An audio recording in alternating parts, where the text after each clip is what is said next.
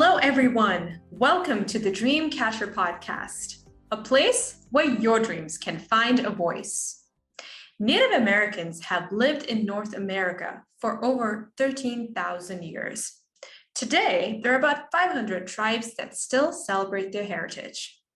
Their culture is rich in tradition and spiritual beliefs. For instance, traditional healing treatments such as herbal remedies, allopathic medications, smudging, and several others play an integral role in maintaining the health and wellness within the Native American communities. To tell us more about it, I invited Asha Frost. Asha Frost is an Anishinaabe, Ojibway medicine woman, healer, and spiritual mentor. She facilitates healing in her practice through the use of shamanic healing, homeopathy, and indigenous-based ceremony. As a soul seer and visionary, Asha believes that we can all reclaim our roots and deepest medicines. In this interview, Asha is going to tell us about Native American healing methods and how they can help us cure various issues. She'll also offer insight into aspects of Native American cultures, such as animal spirit guides and ancestor worship. If you like what you heard, please don't forget to like, rate, share, and subscribe to this podcast. Thanks. Hi, Asha. How are you doing today? I'm great. It's so nice to meet you and be here. Yeah, it's so nice to meet you too. I've been wanting to speak with a Native American person for the longest time, and like a real one, somebody who truly embodies your beautiful culture and your traditions, and you are certainly that person. Well, thank you for seeing me. Well, and also, my platform is named after, a Native American artifact, the Dreamcatcher, because I've been fascinated with your traditions for a really long time. So I'm really looking forward to speaking more about it. Okay, so Asha, let's start by getting to know you a little bit better. You spent a major part of your life trying to reconnect with your heritage. In the book, you write that due to colonization, marginalization, and oppression, you were disconnected from your roots. So tell us about your journey. Yeah, so my grandparents were in residential school, and my both my maternal parents and then my paternal mother were in residential school. And in Canada, and what is known as Canada right now, it was a place where they were trying to strip the Indian out of the child. So they were trying to take any medicine, any connection, language, all of our culture, and strip that away as much as they could through really abusive means. So the sad thing about that is it has a huge impact on the generations to come. And as a result of that, and then the inherently racist ideas of Canada, my parents, they chose sort of a different way. They wanted to kind of choose a way, maybe not living on the reserve. So we had this energy of like assimilation. I think many folks can relate to that, just wanting to fit in, wanting to assimilate. So my childhood was spent, I live north in Toronto. I still live there here. And yeah, it was a little bit disconnected from those original teachings and medicines because of that trauma. So even though my mother was she always taught our Anishinaabe ways. She always held space for that. She always talked about our ancestors and all of creation. We still didn't grow up with that as our primary way of learning and being. So it wasn't until I got really sick, then something opened up where I remembered and realized that my ancestors had this medicine that I needed to remember and relearn and reclaim. And but that didn't happen till later in my life. So it's been a constant journey of continuing to do that, and even feeling worthy to be here and to share those things has been a really big journey. Wow, that's powerful. And how old were you when you had the illness? I think you were in your late teens, right? If I'm not Yeah, I was mistaken. Yes, I was 17 when I was diagnosed.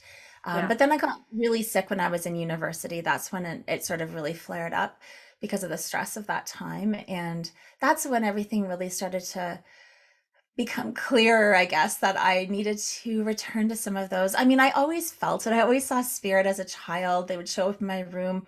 I could feel that in my bones. We all do, right? But it was just there were things covering that up or suppressing that sort of fell away when I got sick, and my body started to crave that knowing, and it started to inform me in different ways. Okay. And was there any shame about being a Native American uh, when you were younger? I was one of the only Indigenous people in our school. The other ones were Oh, my cousin yeah. Indigenous, yeah. So, but I didn't really identify as that outwardly, right? Because I knew that there was a part of me that somehow knew that it wasn't okay to be Indigenous in this country. So definitely there was shame. There was shame. Yeah. But then after the illness, you got curious about it and something, and you started getting more, open to exploring what your traditions are all about and really learn more about your roots. Yeah, I could say that. I mean, I think it was always in there. I think it was more also like curious about the trauma and how to heal through the trauma and why, what was keeping me away from that. Why did I not feel like I wanted to be part of that? And that's part of the shame is like, but again, it's not my shame. Like it wasn't my fault. It was really like the systems at play here in this country. So I also had to come to terms with that of not internalizing that or feeling like somehow I had to fix it all. Right, right. Yeah, that's thank you for sharing that. I'm sure a lot of people identify with that on some level, especially minorities in the country for sure. Um, so let's talk about your book, Asha. It's titled "You Are the Medicine," and you just briefly mentioned that you were called to share your medicine by your ancestors. Can you clarify what you mean by medicine for all of those who have not read the book yet? So I think that we all understand the word medicine coming from maybe the medical community or the Right. allopathic side of things, of it being a Mhm. substance that is going to help to heal us or cure us even. So the way that I see it, and this comes from being a homeopath for 15 years, is I would see people's sort of own healing abilities come forward when I give a remedy or when they'd speak to me. And it felt like that same energy of something within them that was going to help them to heal themselves. Mhm. And to me, medicine is that. It's that vital force that we all carry. It's the presence you carry on this earth. And also, I believe that all parts of creation have a medicine. So, the stones, the water, the air, the rocks, the animals, the plant beings, they all carry a certain vibration that I believe can bring us to a remembering of how to heal. So, yes, I still believe allopathic medicine is medicine, and I believe that we all do still carry a frequency that can be medicine, as does all of our creation and all of our kin. Thanks for explaining that. So is it similar to chi and prana? Have you heard those terms? Yeah, I would say the vital force, like from a homeopathic perspective, is exactly the same as chi or prana. Okay, okay, all right. And you believe that all of us have this capacity within us to heal from within. I do. I believe that mostly because I've seen it in my own life. I've been through really bad flare-ups with lupus where I wasn't able to walk or bend my fingers for like I couldn't bend my fingers or write for about 4 or 5 months. I remember once. Wow. I wasn't able to bend my elbows or walk up the stairs. Like I've just been through many things where I know that there's hope, and I've healed. I mean, I don't know if I'm cured, but I've definitely healed through those episodes or those moments in life. And then I've seen that in thousands of beings I've sat in front of. I've seen them dig deep and just have that remembering that they have that amazing healing capacity in themselves. And I mean, in all those I've seen, I believe it to be true. So yeah, I think we all do. And this would work with all kinds of conditions, or Hmm. only certain types. I don't know. I believe we do have that ability to heal. And in the same breath, I also think that there can be a disconnect in the wellness industry around feeling like we did something wrong or it's our fault, or that shaming that can come even from like something that is innocent as like you're not eating an alkaline diet enough, or you need to have more smoothies or green juices. Like Yeah, there's that narrative that somehow you're broken and you're the yeah, one who caused that, or even your mindset, you've thought this illness into being. sure. I don't think there's a lot of, I don't think that that can really provide the healing that we need. So I think there's different layers. And I also think if somebody doesn't heal, there's different factors. I don't think blame or shame should kind of come into that. But from my experience, I've seen healing happen for many conditions. Great, great. And can you please share some of the healing modalities that are prevalent in the Native American tradition? I know that there are a lot of them, but can you just share a couple of them with us, please? I don't know if we would see them as treatments necessarily. I probably like ceremony and ritual is a really important part of Indigenous culture. Yeah. Um, so different ceremonies, such as like sweat lodge or fasting or vision questing. There's definitely a number of ceremonies that Indigenous people practice Mm-hmm. that are traditional to our ways and aren't always as accessible now, especially during COVID. But those are sort of traditional things that we have practiced. But I believe that ceremony can be brought into your everyday experience. I believe that even taking a breath can be ceremony, or standing on the earth can be ceremony. So I don't always think it has to be this like huge, big, I don't know, huge, big thing where we have to have the exact tools and the exact proper, clothing and all of that. I think that ceremony can be in the moments as well. Like smudging and things like that. I know that's used to like cleanse the air in a certain space. Things like that. Is that all part of the healing process? Yeah, you would use smudging for a variety of reasons for sure. So smudging is a ceremony Okay. in Oh, so that itself. is a ceremony. Yes, yes. Okay. Smudging is a ceremony that we use often as Indigenous people. We use it for cleansing spaces, for cleansing ourselves, for cleansing our families, Yeah. for opening a ceremony. It's definitely something that is used every day in that way. So I'd say that you could see that as a tool, but I would say it's more of a ceremony for sure. I mean, there's definitely different tools. Your podcast is called the Dreamcatcher podcast, so that would Yeah. be again. I think I would see that as a medicine, like Dreamcatcher medicine, is a medicine that helps us with our during our nighttime dreaming. That weaving of that spider web is like so powerful in our understanding of that connection to all of life as well. Mm-hmm. And drumming too, right? That's another one. That's another. Drumming is a way, yeah, drumming connects us to the heartbeat of the earth. Drumming helps us to remember our own heartbeat, our own heartbeat. And then I believe when we play that drum, we remember that we're connected to each other's hearts as well. So there's different types of drumming. The drum that I play is like let's say a woman's drum. And there tends to be like folks who identify as male sitting in like a circle, and they have like the big drum and they play those at powwows. And there, if you've been to a powwow and you've heard the drums, you know that it brings you back to this really powerful place within yourself. Like I always cry when I walk into a powwow and What hear is a that. powwow? What is a powwow? The powwow is a celebration. It's a celebration of Indigenous culture. And anyone can, I mean, here in Canada, anyone can go to a powwow in the First Nations. It's usually like they have beautiful crafts that people have created and foods, some traditional foods that we eat. So it really is a celebration of our culture. Oh, beautiful. So what are some traditional foods? Well, every First Nation would have different foods because of based on the land that we live on. I'm on the Anishinaabe and Huron-Wendat and Haudenosaunee lands, and that's where Mhm. all my ancestors are from, which is now known as Ontario. So many wild game meats. So Mm. venison. My mom would make venison stew or moose stew. That's Oh, moose stew? Really? Okay. or wild rice is a traditional food. Things that we Okay. like wild blueberries, things that you'd get from the land really are beautiful foods. And then something that's more, I wouldn't say more modern, maybe when the settlers came over is a something called bannock, and it's like a fry bread.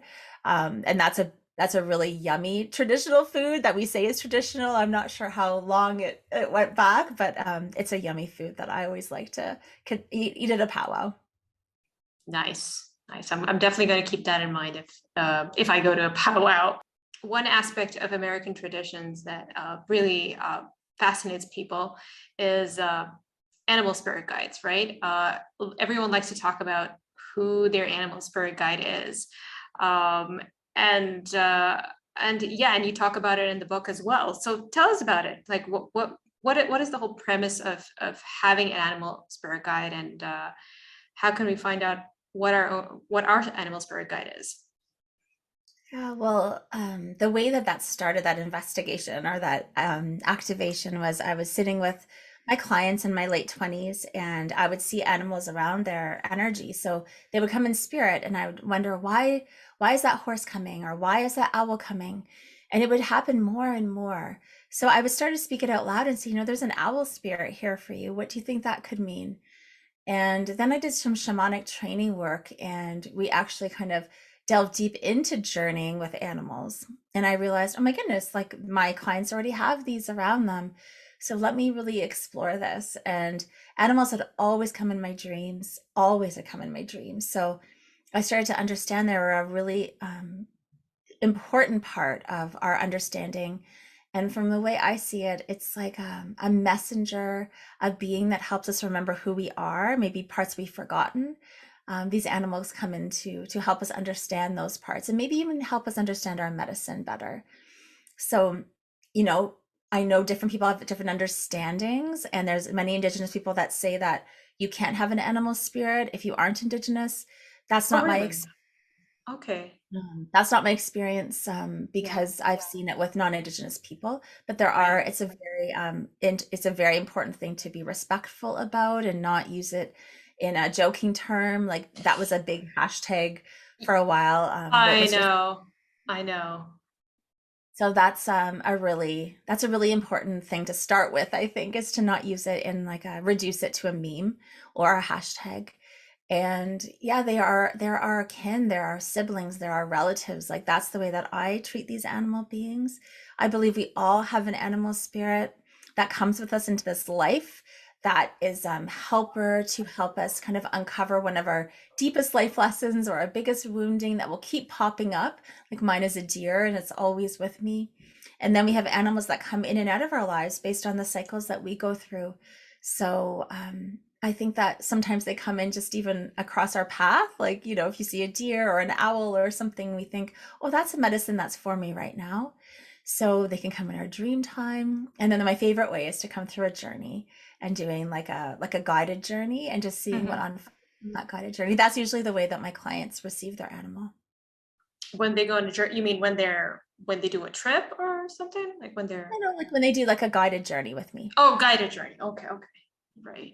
I've always thought that my spirit guide is a spider. I don't know why. Intuitively, I've always felt that. But the thing is, I am terrified of spiders. Like, so I'm like, how can I be terrified of my animal spirit guide?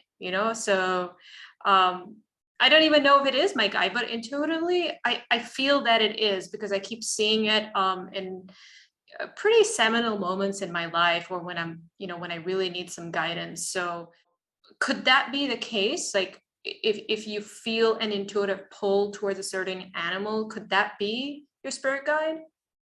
Yes, definitely. And especially the fear part, because I think that sometimes the animal being that comes is like a shadow aspect of ourselves that we're not really ready to see or look into. So Ah, if mm, the fear, I might ask, like, where are the shadow parts that I'm not wanting to see right now? How got does it. spider bring forward for you? I mean, it's interesting in our create or our stories, like the dream catcher is that the spider wove that web. So the fact that you're using the dream catcher as your podcast name makes sense that spiders around you. I didn't even know that the spider, created the dream catcher. Like I didn't even know that. So yeah, that's something I'm going to look into. um, okay. So what is the best way to find out, like besides our intuitive uh, abilities, is there any other way we could find out which animal can guide us during different eras of our life? Yeah, I mean, as I said before, I think like a guided journey is really a Oh really yeah, beautiful yeah, you said way that, right? to do Okay. that. Yeah, I think that's like one of the, but then also like I think don't discount your intuition. Don't discount when an animal crosses your path. Like all of those things are ways in to see where the Yeah, animal. yeah. There are also a lot of oracle cards, animal spirit oracle cards. I don't know. Are those helpful at all? Well, yeah, I think everything can be helpful, right? So I Yeah. think like with the oracle decks, I'm creating an oracle deck. It's coming out next Oh, spring, are you? Okay. and I'm Okay. excited. So, but I think so. I think for a daytime guidance. So, say you have an animal spirit deck, and you're asking, "What's my guidance for today? What's the animal?" It might be like a moment, but I don't know necessarily if you're like, "What's my animal guide?" In general, you pick a card. I don't know how deep that's going to go, but I Yeah. do. Yeah. No, that's yeah. Okay, great. Another aspect of the Native American tradition I want to talk about is, the role that ancestors play in our healing journey. Can you say more about that, please? Yeah, well, I think that our ancestors are really, really important. They're made of the fabric of our existence, right? They're in our DNA and our blood and our bones. And I think they dreamed us here. So to not acknowledge the past or not acknowledge like who dreamed us here, I think is missing a huge part of our identity. So I think Yeah, connecting to that is really important. And I also think our ancestors went through a lot. So if you have history of trauma to your ancestors, you are carrying that too. And perhaps you're a chosen one to break some of that cycles and move it into healing, which a lot of the folks in my communities are. That's the work that they're here to do. And that can be family trauma or ancestral trauma. So I think knowing that they even exist and acknowledging that they're there behind you and with you is really important. Plus, I mean, for me, they are probably my huge presence of spirit guidance. Like the ancestors are those that I go to the most for guidance, along with the animal beings. So I think that they can be like a support system to help you know that you're not alone. And also, I think they're cheering for us. Like I think when we dream something, it could have been something that they weren't able to actualize in their lifetime, and maybe we are. So we could also be like that little seed of like potential of what they saw for us, and we're the ones that are living it out. That's how I experience them. I know it's a very like I think individual connection to our ancestors, but that's what I see. oh, that's beautiful. And how do you connect with them? For me, I mean, all I need to do is close my eyes because I've connected so many times with them. But I'd say to develop a better connection, like I do little prayers before bedtime and say, if you have messages for me tonight, I tend to connect to them in the shower because the water is a conduit for their messages. So especially ones who have recently passed, like my grandparents who wish to come down in from the spirit world and give me messages, I find the shower a great conduit. But really, it's quiet, like quiet time on my walks, putting some medicine down, burning some medicine. Those are the times where I feel them really close, especially that smudge we're talking about. When I light a smudge, I feel them instantly there. And can this work for people who didn't know their ancestors? Oh, yes, I think so. Like that tends to be people that I work with too, is that they're like, I don't know anything about my ancestors. I have no idea about the stories or the practices they offered or anything, the foods they ate. I do think you do know. I would question that. Like there's somewhere inside of you that does know. And you know when you meet somebody you think, I've known them before, or you're in another tradition or ceremony and you feel like I have a deep connection to this in some way. I do think that's like a sign that your ancestors have done that. So I think that like we gather little clues sometimes and that really strong knowing or when tears come to our eyes, like that remembering, I think that leads us to some of that ancestral wisdom that we carry anyways. We don't always have to have it written down or somebody told us. I think sometimes we have the story within us.